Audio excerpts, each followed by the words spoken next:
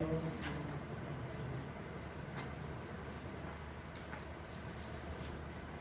بعد موضوع گفتگو ہے علم اجمالی کے حوالے سے. ٹھیک ہے جی. تو علم اجمالی کے اطراف کے حوالے سے بحث تھا کہ آیا علم اجمالی جو ہے علت مقتضی تکلیف ہے تنجد کے لیے یا علت تامہ ہے. تو پھر مصنف کا نظر تھا کہ مطلقاً مقتضی تنجد ہیں، لیکن شیخ انصاری اس کے مقابلے میں تفصیل کے قائل تھے. شیخ انصاری نے کیا فرمایا کہ یہ جو ہے ایک لحاظ ایک چیز کے لیے مقتضی ہوتا ہے، کس کے لیے؟ موافقت قطعیہ کے وجوب کے لیے. موافقت علم اجمالی کا موافقت قطعیہ واجب ہونے کے لیے کیا ہے؟ یہ مقتضی ہے. لیکن موافقت احتمالی اور مخالفت قطعیہ کے حوالے سے کیا ہے؟ یہ علت تامہ ہیں. یہ شیخ انصاری کا نظر تھا. تو اس پر مصنف نے کل اشکال کر کے رد کیا تھا کہ دیکھو آپ ایک طرف سے موافقت قطعیہ کو واجب مخالفت قطعیہ کو حرام کرا دیتے ہیں، جبکہ موافقت قطعیہ یعنی بالفعل دو صورت ہو گیا. ایک علت تامہ ہے کس کے لیے؟ مخالفت قطعیہ کے حرام ہونے کے لیے. موافقت قطعیہ کے حرام ہونے کے علت تامہ ہے، یعنی یہ موافقت قطعیہ حتماً حرام ہے، اس کے راہ میں کوئی معنی نہیں آ سکتا. یہ ہوا نا، مخالفت قطعیہ 100% حرام ہے، اس کے راہ میں کوئی معنی نہیں آ سکتا. جبکہ موافقت احتمالی میں مخالفت احتمالیہ بھی ہے نہیں ہے. ہم نے موافقت احتمالی کو جائز کرا دیا، یعنی بالفعل کا مخاطب جہاں موافقت احتمالی واجب ہے تو مخالفت احتمالی بھی جائز ہوگا نہیں ہوگا؟ مخالفت احتمالی جائز ہوا، مخالفت قطعی حرام ہوا. یہاں اشکال ہماری اس پر ہے کہ آپ نے ایک طرف مخالفت قطعیہ کو حرام کرا دیا، جبکہ مخالفت قطعیہ کو حرام قرار نہیں دیا، کیونکہ یہاں تو علت تامہ ہے، حرام نہیں. ٹھیک ہے، فرق کیا ہے؟ حالانکہ یہاں پر بھی تناقض ہے، وہاں پر بھی تناقض ہے. مخالفت قطعیہ کیوں حرام ہے آپ کے نظر میں؟ اس لیے مخالفت قطعیہ حرام ہے کیونکہ اگر مخالفت قطعیہ کی صورت میں پھر علم اجمالی اور واقع کے درمیان میں، علم اجمالی اور اس حکم کے جو ترخیص کے درمیان میں کیا ہوگا؟ تناقض قطعی ہو جائے گا. یہ تناقض قطعی ہونے کی وجہ سے آپ نے اس کو حرام کرا دیا. لیکن یہاں پر مخالفت جو احتمالی ہے، مخالفت احتمالی ہے کہ اس میں آپ نے جائز کرا دیا، حالانکہ تناقض دونوں میں ہے. مخالفت احتمالیہ میں بھی تناقض ہے لیکن تناقض احتمالی ہے، لیکن مخالفت قطعیہ میں تناقض قطعی ہے. لیکن آپ نے تناقض قطعی اور تناقض احتمالی کے درمیان میں کیا فرق کیا کہ جہاں تناقض قطعی ہو وہ حرام ہے، لیکن جہاں تناقض احتمالی لازم آتا ہے وہاں پر جائز تناقض ہو سکتا ہے. جبکہ تناقض بھی ہوا تناقض فرق نہیں ہے. تناقض احتمالی بھی محال ہوتا ہے، تناقض قطعی بھی محال ہوتا ہے. تو لہذا اگر آپ مخالفت احتمالیہ کو حرام، مخالفت قطعیہ کو حرام کرا دیتے ہیں تناقض کی صورت میں، پھر آپ کو مخالفت احتمالی کو بھی حرام کرا دینا چاہیے کیونکہ یہاں پہ تناقض ہے.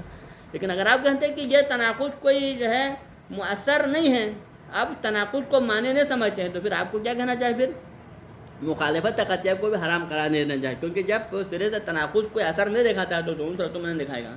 پھر ایک جگہ پر تناقض کی وجہ سے آپ حرام کرا دیں مخالفت کو، ایک دفعہ تناقض کی وجہ سے مخالفت کو حرام قرار دے. یہ بات جو ہے آپ کی بات میں کیا ہے؟ تضاد ہیں. یہ کھلا کیا ہے؟ تضاد پہ مبنی ہے. یہ جواب تھا. ٹھیک ہے. اور آج کا جو موضوع گفتگو یہ ہے، موضوع گفتگو کیا ہے آج کا؟ کہ دیکھو یہاں پر ہمارے علم اجمالی پر بحث کرنے کا دو مقام ہیں. ایک خود قطع اور ظن کے بحث کے اندر علم اجمالی پر گفتگو ہے، اور ایک وہاں پر مسئلہ براعت کی جو ہے اصول عملیہ کے اندر جب ہم مسئلہ براعت پہ گفتگو کریں گے نا، وہاں پر بھی علم اجمالی پر ایک گفتگو ہے. یعنی علم اجمالی پر اصول کے اندر دو جگہوں پر بحث ہوتی ہے. ایک یہاں علم اجمالی کے بحث میں جو قطع و ظن کے اندر بحث ہونا چاہیے، اور ایک علم اجمالی پر گفتگو وہاں پر مسئلہ براعت کے اندر جو کہ اصول عملیہ کے اندر وہاں پر بحث ہو جاتی ہیں. لیکن فرق کیا ہے ان دونوں میں؟ فرق یہ ہے. تو شیخ انصاری اور مصنف اس حوالے سے وہاں پر اختلاف اس حوالے سے. تو شیخ انصاری کا نظریہ یہ ہے، شیخ انصاری کیا کہتے ہیں؟ شیخ انصاری یہ کہتے ہیں کہ علم اجمالی کے اندر آیا موافقت قطعیہ واجب، کیونکہ دو سوال ہے نا، علم اجمالی کا موافقت قطعیہ واجب ہے یا نہیں، یہ ایک سوال ہے. ہم یہاں پر دو سوال دے دیں گے آپ کو.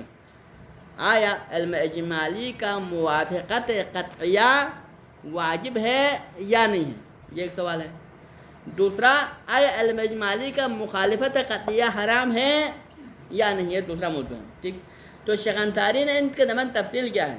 تفصیل کر کے فرمایا ہے کہ یہ پہلا سوال کہ علم اجمالی علم اجمالی کا موافقت قطعیہ واجب ہے یا نہیں ہے. موافقت قطعیہ کا وجوب و عدم وجوب کے بارے میں گفتگو کرنے کا محل کہاں پر ہے؟ رسالہ برات و اشتغال کے اندر ہے. اس طرح گفتگو کہاں ہونا چاہیے؟ اصول عملیہ کے اندر. جب ہم رسالہ برات و رسالہ اشتغال پر گفتگو کریں گے تو پھر وہاں پر سوال ہو جاتا ہے کہ علم اجمالی کا موافقت قطعیہ واجب ہے یا نہیں ہے. ٹھیک ہے، کیونکہ وہاں رسالہ احتیاط کا مورد ہے. لیکن دوسرا سوال، آیا علم اجمالی کی مخالفت قطعیہ حرام ہے یا نہیں ہے؟ یہ دوسرا سوال. اس کا جواب ہمیں کہاں دینا چاہیے؟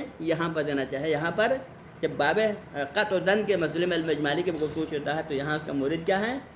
آیا مخالفت قطعیہ حرام ہے یا مخالفت قطعیہ حرام نہیں ہے؟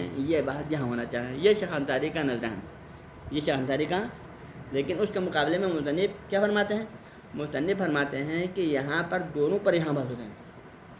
علم اجمالی کا موافقت قطعیہ واجب ہونا نہ ہونے کا مسئلہ بھی یہاں پر ہے، باب قطع و ظن میں ہونا چاہیے. اور مخالفت قطعیہ حرام ہے یا نہیں ہے اس پر بھی یہاں بحث ہونا چاہیے. لیکن بحث یہاں پر یہ ہے کہ یہاں پر ہم نے جب بحث کرنا ہے یہاں قطع و ظن کے بحث کے اندر کہ آیا علم اجمالی علیت تامہ ہے تنجد تکلیف کے لیے یا علم اجمالی مقتضی ہے تنجد تکلیف کے لیے، اس عنوان سے ہم یہاں بحث کرنے ہیں نا. تو لہٰذا آپ علم اجمالی کو سرے سے تنجد تکلیف کے لیے علت تامہ قرار دیتا ہے. یہاں پر آ کر آپ باب قطع و ظن کے اندر یہ نظریہ اپنائے، خود کی طرف خود مصنف کا نظریہ ہے. کیا نظریہ ہے؟ کہ علم اجمالی مقتضی ہے، چاہے وہ موافقت قطعیہ کے حوالے سے ہو چاہے مخالفت قطعیہ کے حرام ہونے کے حوالے سے ہو. دونوں صورتوں میں مصنف کا نظریہ کیا ہے؟ علم اجمالی مقتضی تنجز ہے، علت تامہ تنجز نہیں ہے. اگر یہاں آپ اس نظریے کو اپنائیں گے تو اس کا مطلب کیا ہوگا؟ مقتضی ہونے کا مطلب آپ کو پہلے بتا دیں، مقتضی ہونے کا مطلب یہ ہے کہ اگر کوئی مانع نہ ہو تو اپنا اثر دکھائے گا. علم اجمالی مقتضی کیا ہوتا ہے؟ مقتضی اپنا اثر کب دکھاتا ہے؟ جب مانع نہ ہو تو مقتضی اپنا اثر دکھاتا ہے نا. لیکن اگر مقتضی کے راہ میں مانع تو اپنا اثر نہیں دکھاتا ہے. لہذا علم اجمالی منجز وہاں پر ہوگا مقتضی ہونے کے طرف میں کہ جہاں پر کوئی مانع شرعی عقلی نہ ہو. لیکن وہاں پر علم اجمالی منجز نہیں ہوگا جب اس کے مقابلے میں مانع عقلی یا شرعی آ جائیں. ٹھیک ہے نا، یہ اس طرح میں. لیکن اگر ہم علم اجمالی کو علت تامہ قرار دیں، تنجز تکلیف کے لیے کیا قرار دیں؟ علت تامہ قرار دیں، تو پھر علت تامہ قرار دینے کی صورت میں کیا ہوگا؟ پھر حتماً اس کے راہ میں کوئی مانع نہیں آ سکتا نا. پھر وہاں پر ترخیص آنا نہ آنے کا مسئلہ سرے سے ختم ہو جائے گا. کیونکہ جب علت تامہ ہے تو اپنا اثر ہر صورت میں دکھاتا ہے. جب علت وجود میں آئے معلول وجود میں نہ آئے ممکن ہے علت اپنے معلول سے انفکاک میں نہیں ہو سکتا نا.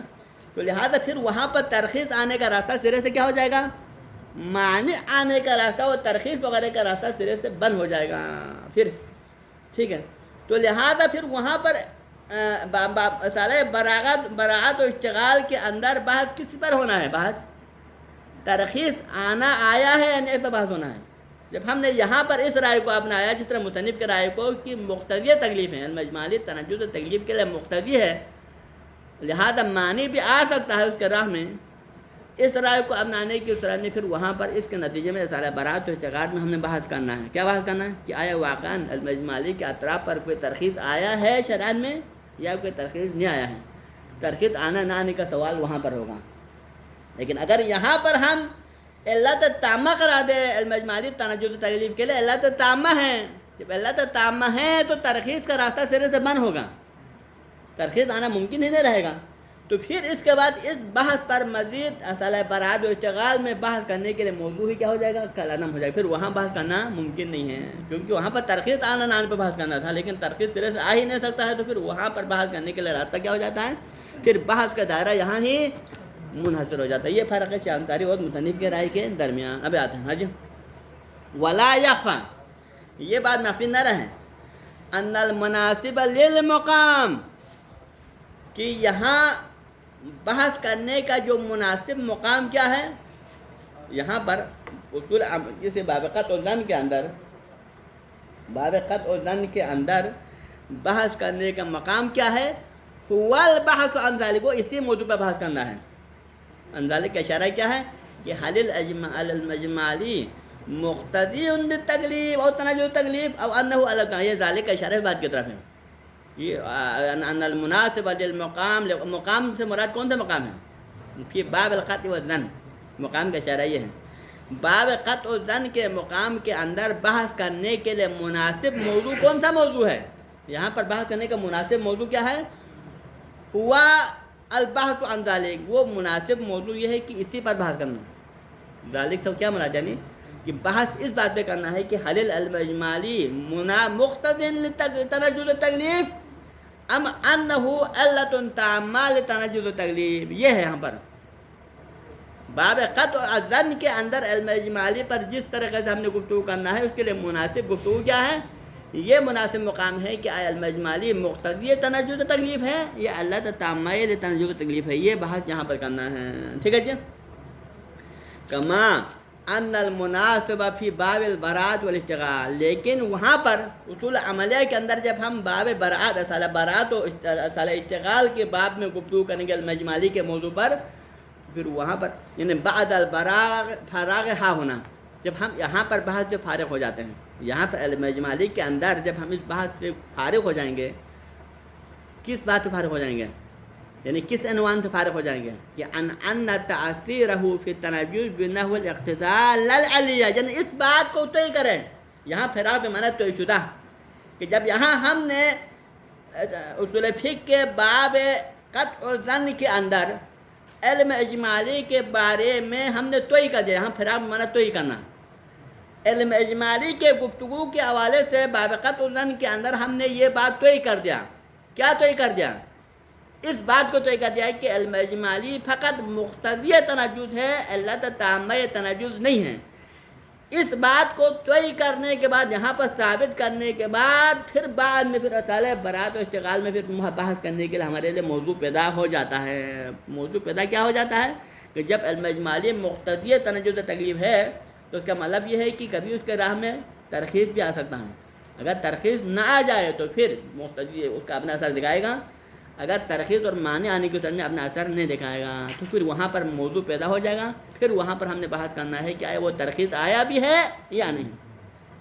تو لہذا بعد الفراغ ہا ہونا، جب ہم یہاں پر کہاں پر باب قطع الظن کے اندر علم اجمالی پر گفتگو کر کے ہم اس بات کو طے کریں، اس بات کو ثابت کریں، کیا ثابت کریں کہ ان تاثیرہ فی التنجز بنحو الاقتضاء، کہ علم اجمالی کا اثر کس عنوان سے؟ فقط اقتضاء کی شکل میں، کہ علم اجمالی اپنا اثر دکھائے تو فقط کس اثر سے دکھاتا ہے؟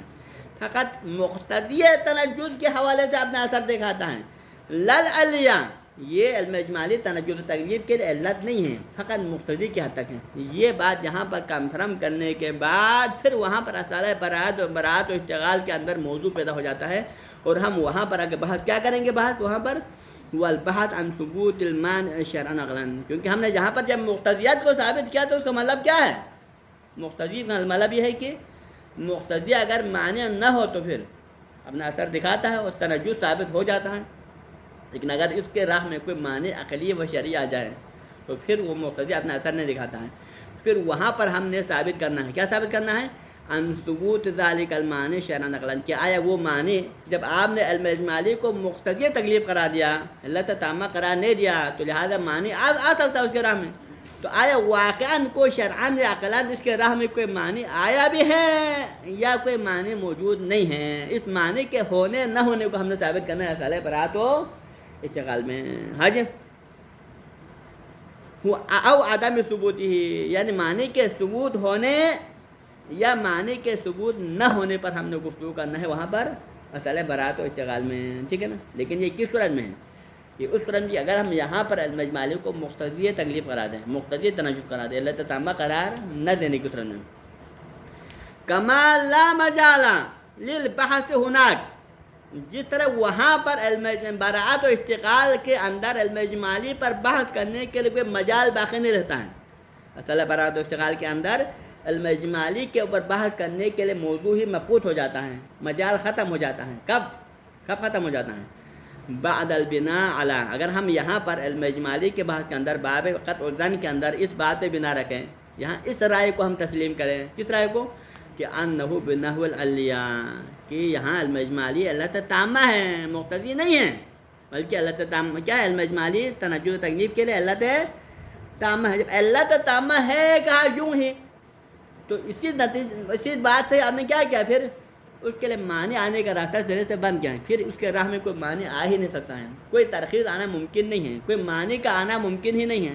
جب معنی آنے کا راستہ ہی یہاں سے ہم نے بند کر دیا پھر وہاں اصل برات انتقال میں کوئی معنی آیا ہے یا نہیں آیا کا سوال پیدا ہوگا نہیں ہوگا نا. یہ اس وقت ہے کہ آپ معنی آنے کے لیے راستہ کھول کے رکھیں تو پھر وہاں پر سوال کرتے کہ معنی آیا ہے نہیں آیا, لیکن معنی کا راستہ ہم بند کرتے ہیں تو پھر وہاں پر معنی آیا ہے نہیں آیا کا سوال ختم ہو جاتا ہے. ٹھیک ہے نا. کما انہ لا مجال للبحث ہناک, وہاں پر اصل برات و اشتغال کے اندر بحث کرنے کے لیے مجال باقی نہیں رہتا ہے.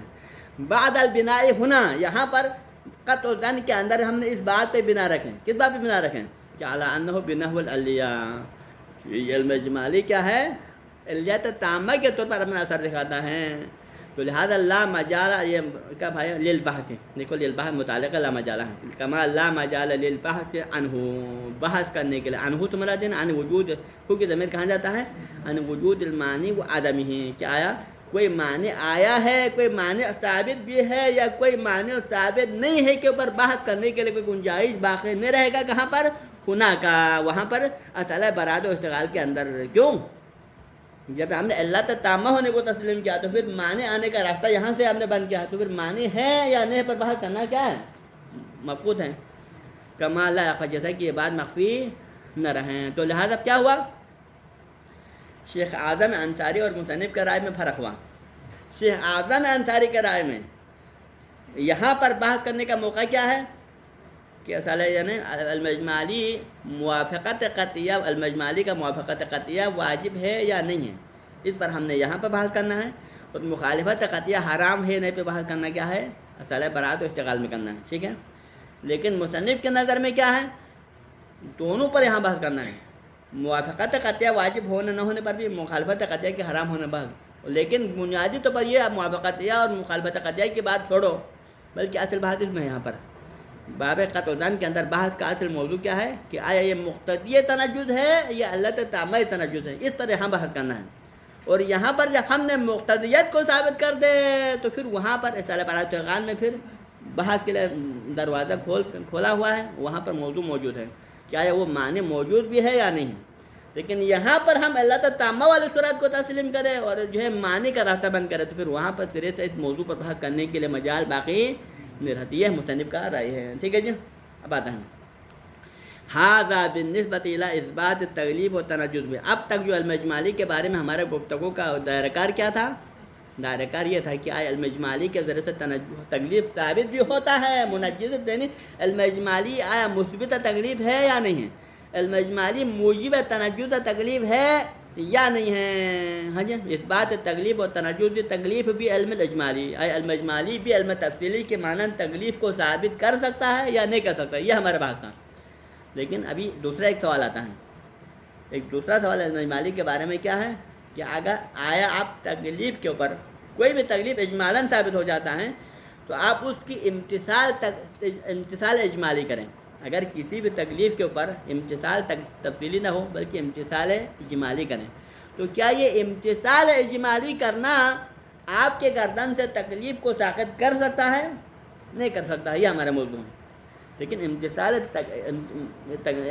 اجمالی کا مطلب کیا ہوتا ہے؟ امتثال اجمالی ہم نے یعنی علم اجمالی کو تو سمجھا ہے جی, لیکن امتثال اجمالی کیا ہوتا ہے اس کو ہم نے سمجھا نہیں. امتثال اجمالی یہ ہوتا ہے کہ اگر آپ کے لیے دوران دو چیزوں میں دارمدار ہوں, علم اجمالی کے ایک تکلیف آپ کے اوپر اجمالاً ثابت ہوا ہے, ایک تکلیف اجمالاً ثابت ہوا ہے. کیسے اجمالاً ثابت ہوا ہے کہ آپ دو برتنوں میں سے ایک برتن مثلاً ایک برتن کے نجاست اجتناب کا آپ کے اوپر حکم ہے کیا ہے علم اجمالی ثابت ہے, یا یہ برتن میں موجود پانی نجس ہے یا دوسرے برتن میں موجود پانی نجس ہے, ان میں سے ایک تو اجتناب کرنا پڑے گا نا.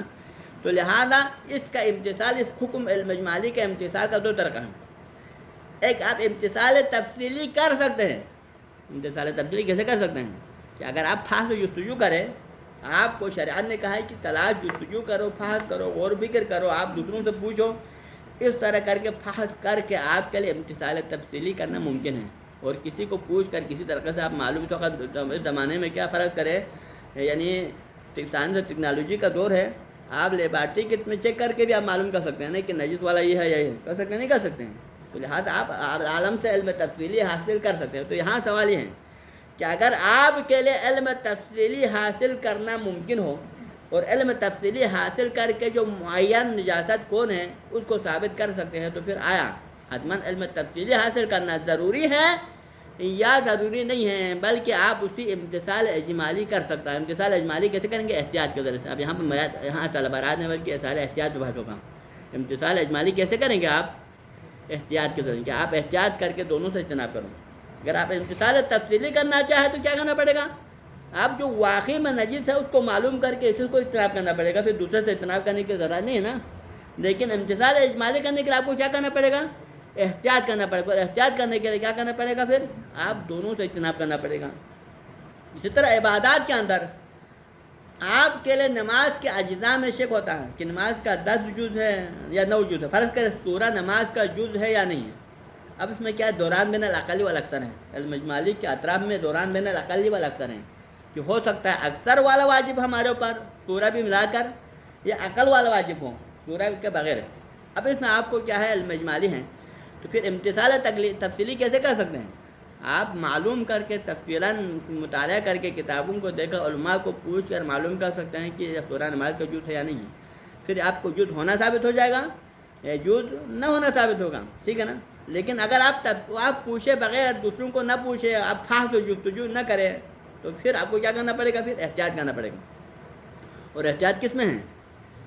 اکثر کو بجا لانے میں احتیاط ہے. اکثر والے طرف کو بھی ساتھ بجا لا کر آپ احتیاط کریں گے. تو پھر یہاں سوال یہ ہے کہ آیا یہ علم اجمالی اگر آپ جو ہے اس تکلیف کا جو کہ اجمالاً آپ کے اوپر ثابت ہے اس کا امتثال بھی کیا کرے؟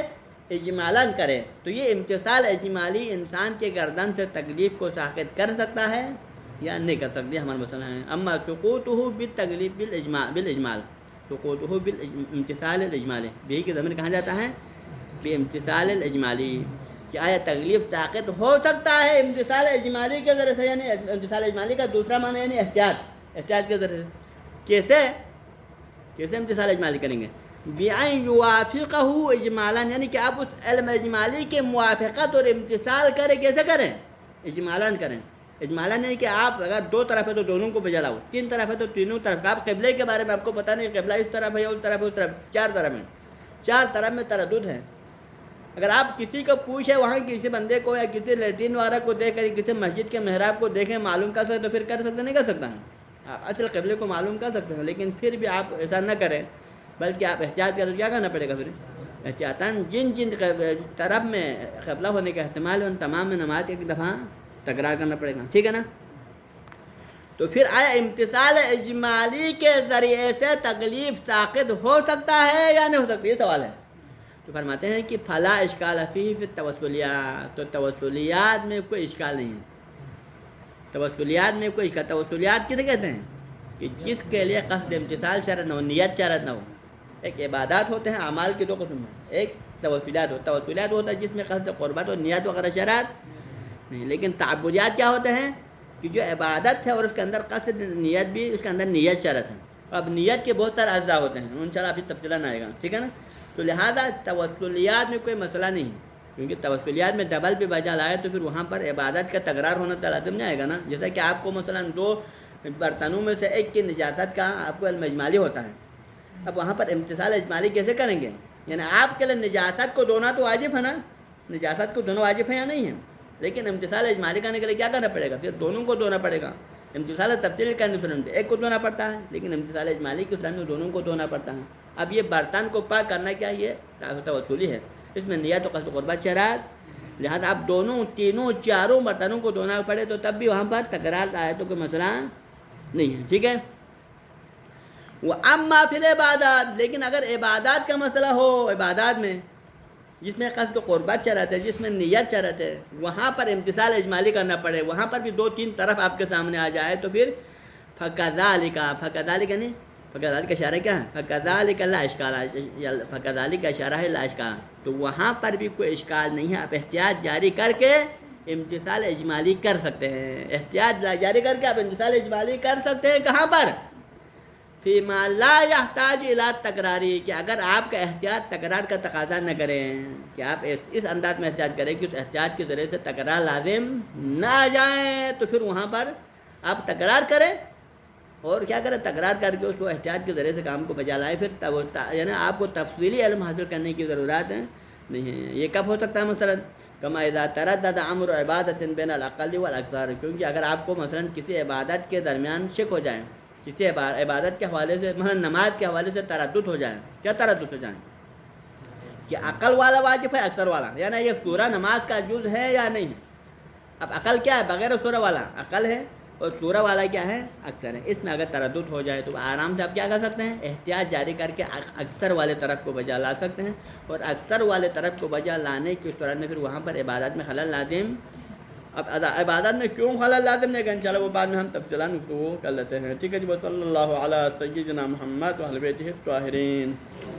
اللہم صلی علی محمد و آل محمد.